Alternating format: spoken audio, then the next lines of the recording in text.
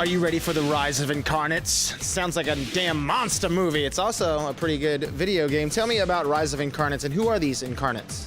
The game is a 2-on-2 fighting and shooting melee combined into a hybrid pattern. So it's something that I guess Western gamers aren't familiar with. In Japan, the Gundam series shares the same formula. But the Rise of Incarnates, these characters are these human guys who for one day woke up with special abilities where they can channel power from gods and demons.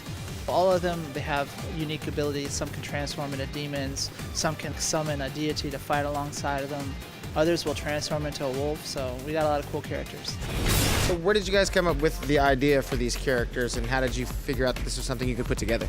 In the near futures, maybe some big disaster in the earth, maybe old deity power comes this age. This is the basic idea.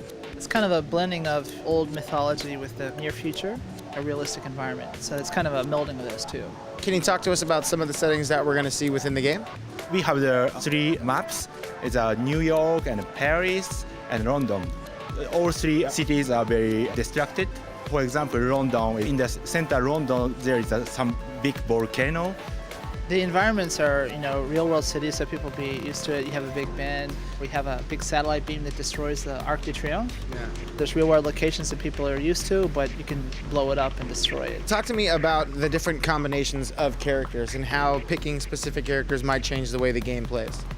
So we have a variety of different characters. All of the characters can do both close-range melee attacks as well as long-range shooting attacks, but most are usually good at one or the other, not both. So the way you choose them kind of depends on whether you want to melee. I would go melee and he would support me with long-range fire from far away, and I keep the enemies away from him. There's also the cost system. So I have a health gauge for my character, and even if I die, I can respawn as long as the team health gauge is still there.